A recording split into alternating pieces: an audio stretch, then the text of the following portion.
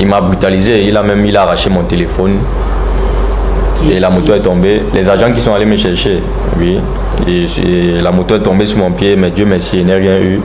J'étais en civil. Oui, j'étais en civil. Ils étaient en civil. Ils étaient en civil. Ils m'ont brutalisé et il a arraché mon téléphone. Il m'a porté, il m'a amené dans un couloir là où il y a le noir.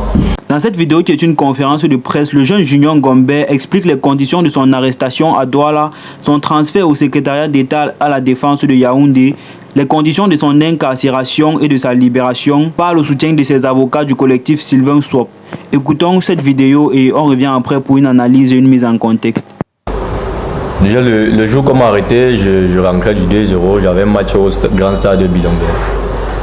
Et après, il y a un monsieur qui m'a appelé, monsieur Sanda, parce que c'est avec lui aussi qu'on essaie de sensibiliser aussi beaucoup plus. Il m'a dit qu'il voulait 2 t-shirts. Il a dit à ma mère que j'arrive, je n'ai pas livré les 2 t-shirts, j'ai pris la moto pour aller au Carrefour Kombila.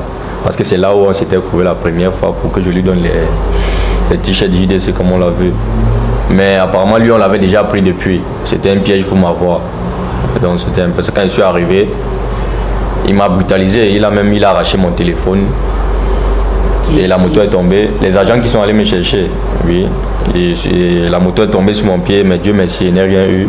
J'étais en civil. Oui, j'étais en civil. Ils étaient en civil. Ils étaient en civil. Ils m'ont brutalisé et il a arraché mon téléphone. Il m'a porté, il m'a amené dans un couloir là où il y a le noir. Tout ce qu'il lui a dit, grand, je n'ai rien fait et ne me faites pas de mal. C'est tout ce qu'il leur a dit. Ils m'ont embarqué dans la voiture, ils m'ont amené à la brigade de Bonanjo en face de la place des fêtes. Arrivé là-bas, ils m'ont posé des questions. Je leur ai dit, grand, je n'ai rien fait. Tout ce que je vous demande, ne me faites pas de mal. Ils m'ont filmé, ils ont envoyé les photos, je ne sais pas trop. Après, ils m'ont mis dans la cellule. Je n'avais qu'une seule paire de babouches au pied, parce qu'ils n'ont même pas prêté attention. Je n'avais qu'une seule paire de babouches au pied. C'est comme ça qu'ils m'ont mis en cellule. Bon, on dormait à même le sol, avec le froid et tout. J'ai appelé ma mère, mais ils m'ont quand même permis d'appeler ma mère pour lui dire que j'ai été arrêté pour une enquête judiciaire. C'est ce qu'ils ont dit. Le lendemain, jeudi, ils m'ont fait sortir. J'étais toujours avec une paire de babouches. On a essayé de causer, on a appelé l'avocat, Maître Kenyé, que je remercie aussi beaucoup, parce qu'il m'a beaucoup soutenu. C'est comme ça qu'ils m'ont amené à Douala. Arrivé à Douala, j'avais toujours une paire de babouches. À Yaoundé, autant pour moi, oui, j'avais toujours une paire de babouches. Ils m'ont questionné, il y a une dame qui a voulu me frustrer et tout, elle me tapait la bouteille sur la tête et il y a un monsieur qui a dit non, il ne faut pas le toucher.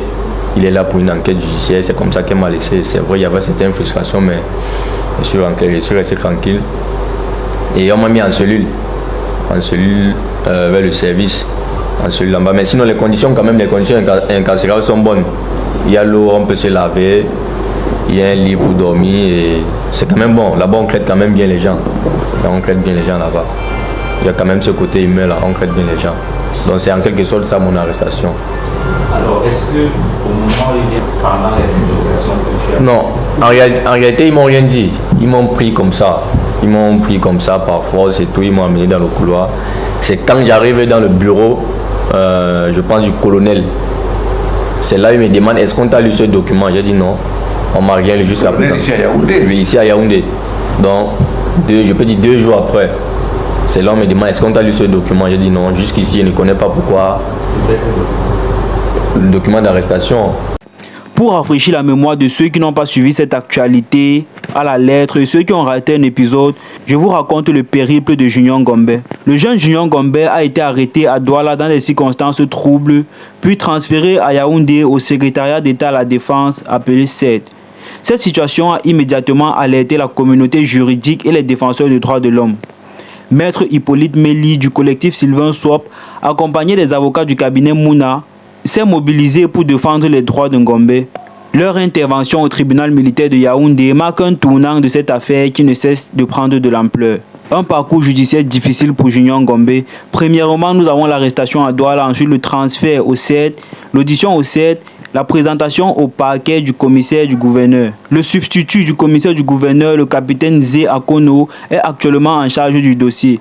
Cependant, l'incertitude plane quant à la suite de la procédure. Lors de sa visite au tribunal militaire, Maître Méli a pu s'entretenir avec Junior Ngombe. Il rapporte ceci. Il a un état fébrile et n'a toujours pas reçu la visite d'un médecin ni pris de médicaments. Cette situation soulève des interrogations sur les conditions de détention et du respect des droits fondamentaux des prévenus au Cameroun. L'affaire Junior Ngombe a déclenché une vague solidarité. Des collectes de fonds se multiplient pour soutenir le jeune homme. Cependant, le collectif Sylvain Swap tient à préciser sa position. Nous avons tenu à lui rappeler que le collectif Sylvain Swap s'est constitué pro bono et n'entendra pas se mêler aux collectes des fonds pour son soutien. Cette déclaration souligne l'engagement des intéressés des avocats dans cette affaire, tout en mettant en garde contre d'éventuelles dérives financières. L'affaire Junior Ngombe cristallise plusieurs problématiques du système judiciaire camerounais. Premièrement, le respect des procédures légales lors des arrestations. Deuxièmement, le rôle et la compétence des tribunaux militaires pour les civils. Troisièmement, les conditions de détention et l'accès aux soins du prévenu. Alors que l'affaire est entre les mains du tribunal militaire, plusieurs scénarios sont envisageables. Premièrement, une libération pure et simple. Et deuxièmement, une libération suivie d'une ouverture d'enquête plus approfondie, ce qui a été le cas pour Junior Ngombe au vu de la conférence de presse qu'il a donnée précédemment.